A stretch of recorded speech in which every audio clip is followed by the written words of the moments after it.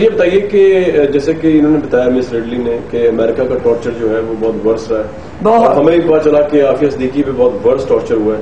آپ اس کے بارے میں کیا انفارمیشن ہے؟ آپ کی بیٹی کے ساتھ کیا زیادتی کی امریکہ نے؟ وہ ٹارچر سر میں تو انہوں نے ایسے ایسے ٹارچر کیے. سب سے بڑا ٹارچر جو اس کو ہوا ہوگا وہ یہ کہ 6 مرد آتے اور اس کو برہنہ کرتے ہیں. اس کے سارے کپڑے اتارے. اس نے یہاں سینیٹرز کو بھی یہ باتیں بتائی تھی کہ کپڑے اتارتے ہیں، اس کے بعد اس کے ہاتھ پیچھے باندھ دیتے ہیں اور اس کو لے جاتے ہیں بالوں سے کھینچتے ہوئے.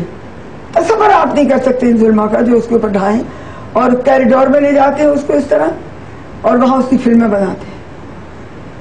خیر اس کے بعد پھر اب یہ انہوں نے شروع کیا. انہوں نے دیکھا یہ قرآن پڑھتی ہے خود بخود بھی اور دیکھ کے بھی، تو انہوں نے یہ کیا کہ اس کو پھر وہی 6-7 مرد آتے ہیں برہنہ کرتے ہیں اور یہ اور وہ بدتمیزیاں، اور اس کے ساتھ قرآن حکیم لیا اس کے پیروں پہ ڈال دیا. قرآن حکیم پیروں پہ ڈال دیا اور کہا کہ اس کے اوپر چلو گی، چل کے جاؤ تو تمہیں کپڑے ملیں گے ورنہ کپڑے ہی نہیں دیں گے تم کو. اب وہ روتی چیختی کہ نہیں یہ میں نہیں کروں گی. تو اس کو وہ جو ان کی رائفلیں ہوتی ہیں اس کے پیچھے کے بٹ سے اتنا مارتے تھے کہ اس کی سب لہو لہان ہو جاتی تھی وہ، اور تمام چہرے کے اوپر اور سب زخمی اور سارے جسم زخمی ہو جاتا تھا. اس کے اوپر اس کے بال کھینچتے تھے پھر توڑتے تھے یوں کر کے کھینچ کے بال. کہتے تھے نہیں تم قرآن پہ چلو. بہت فورس کرتے تھے. پھر کیا ہوا کیا نہیں ہوا وہ کہتے تھے تو کورٹ میں بھی تمہیں برہنہ لے کے جائیں گے ہم اسی طرح. امریکن کہتے تھے. اب جی ہاں. اور جب اس نے کہا یہ تم یہ سب آن ٹیپ ہے، یہ نہیں ہے کہ میں اپنی طرف سے کہہ رہی ہوں. جتنی بھی اسٹرپ سرچنگ کرتے ہیں اٹ از ویڈیو ٹیپ. اس نے خود بھی بتایا کہ اتنا زیادہ زخمی کر دیتے ہیں مار مار کے. اس کے بعد ایک پلنگ کے اوپر اس کو لٹاتے ہیں اور لٹا کے ہاتھ اور پیر اس کے باندھ دیتے ہیں پلنگ سے. پیر بھی باندھ دیے ہاتھ بھی باندھ دیے کہ وہ زخموں کو کھجا بھی نہ سکے. اس کے بعد تلووں پہ اس کے ٹارچر، سر پہ ٹارچر، اور اس کو ایسی ایسی مشینوں کے اندر ڈال ڈال کے انہوں نے رکھا ہے کہ جس آگے توازن اس کا خراب ہو.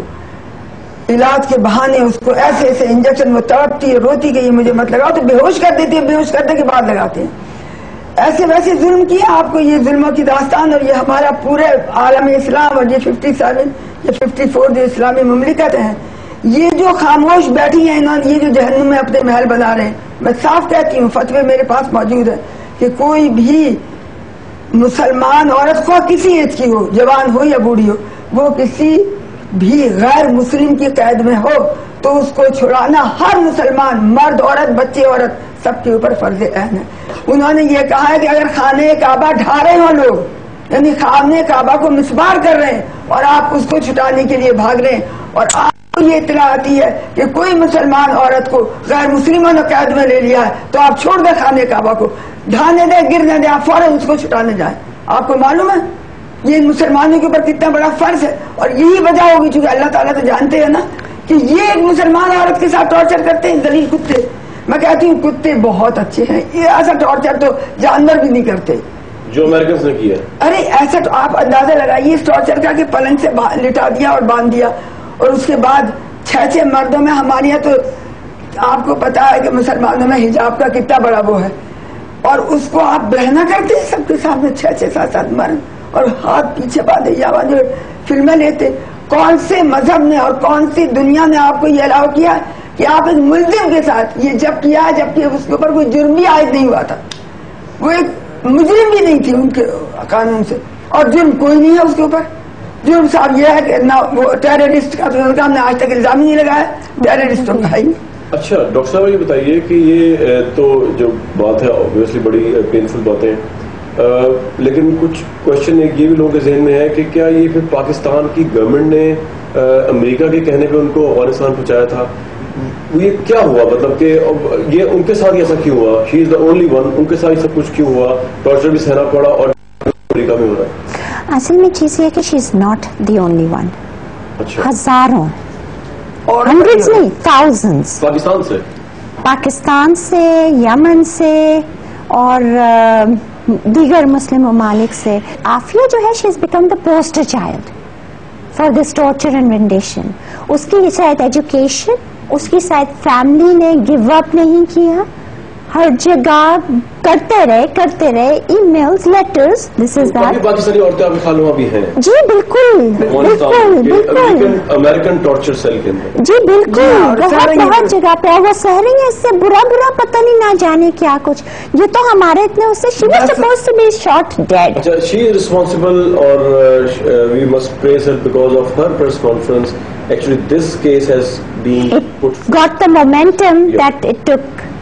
So, my question to you is that how did you get to know about this prison number 650 as Aafia Siddiqui was the prison number 650? Well, I'm a patron of Caged Prisoners, a human rights organisation which focuses mainly on Guantanamo detainees. And I filmed in Guantanamo for 4 days. And when I came back, I met up with Moazzam Beg, who was kidnapped from Pakistan and put on a rendition flight and ended in Kandahar, Bagram and then Guantanamo. And I told him the terrible things that we had seen in Guantanamo, and he said, forget Guantanamo, there is a place that is even more dark, more deadly, more sinister, and that is Bagram.